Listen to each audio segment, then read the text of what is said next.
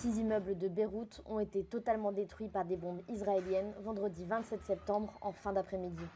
Depuis le massacre perpétré par le Hamas il y a un an, les dirigeants israéliens se sentent tout permis.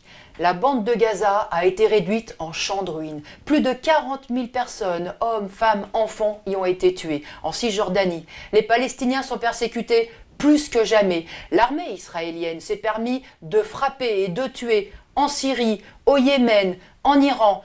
Et depuis vendredi, elle s'est lancée dans une guerre totale contre le Hezbollah au Liban. Et ces bombardements ont déjà fait plus d'1 millier de morts et transformé des villages, des quartiers d'habitation entiers en montagnes de gravats. Oui, les dirigeants israéliens s'octroient tous les droits. Netanyahou s'est même payé le luxe de commander l'opération qui a assassiné Hassan Nasrallah depuis l'enceinte de l'ONU à New York. Et pourquoi se gênerait-il ? Les États-Unis et derrière eux, toutes les grandes puissances européennes le soutiennent inconditionnellement. Ils l'ont certes appelé à de la retenue et régulièrement ils parlent d'un cessez-le-feu, mais ils n'ont jamais cessé leur livraison d'armes à Israël. Biden et Kamala Harris ont félicité Netanyahou pour l'assassinat de Hassan Nasrallah, Biden expliquant que c'est une mesure de justice. Mais comment parler de justice quand on fait exploser une bombe d'1 tonne au milieu d'un quartier d'habitation provoquant la mort de centaines de civils ? Il y a une expression et une seule pour désigner les agissements d'Israël à Gaza et au Liban, le terrorisme d'État.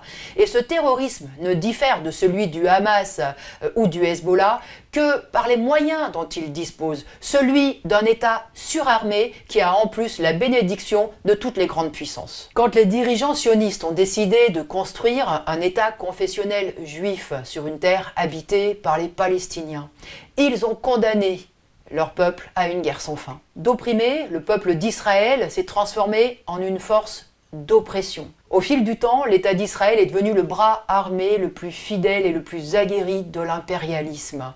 Et il a été chargé de tenir en respect les régimes jugés trop indépendants par les États-Unis, par exemple le régime iranien. Aujourd'hui, l'ordre impérialiste au Moyen-Orient se confond avec cette politique de terreur de l'État israélien. Mais c'est le même ordre impérialiste qui a détruit l'Irak, qui a décomposé la Syrie. C'est ce même ordre impérialiste qui a plongé tous les peuples de la région dans des crises et des guerres infinies. Et les Libanais en savent quelque chose. Des Libanais disent leur désarroi d'être les éternels otages d'une guerre qui n'est pas la leur. Mais en fait, c'est le cas de tous les peuples de la région. Car ce qui se joue dans ces affrontements et ce qui oppose les Israéliens aux Palestiniens n'est pas une guerre entre les Juifs et les musulmans. C'est de savoir qui dominera cette région, qui profitera du pétrole et dans quelles conditions, et qui contrôlera le commerce maritime qui passe par le détroit d'Ormuz et le canal du Suez. C'est la préoccupation des puissances impérialistes et c'est celle aussi du régime iranien et des partis nationalistes comme le Hamas et le Hezbollah.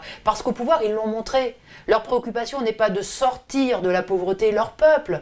Ils ne visent qu'à récupérer une plus grosse part du butin et à profiter eux aussi du système d'exploitation et de pillage mondial. Et c'est pour cela qu'ils participent eux aussi à l'engrenage guerrier. Il faut sortir de l'impasse sanglante qu'est le nationalisme et chercher à se construire un avenir commun. Cela ne se fera qu'au travers de la volonté des travailleurs et des opprimés de tous les pays de s'unir par-delà les frontières et par-delà les nationalismes pour renverser l'impérialisme et la classe capitaliste qui en est à la tête. Et ce combat commence bien sûr dans notre propre pays.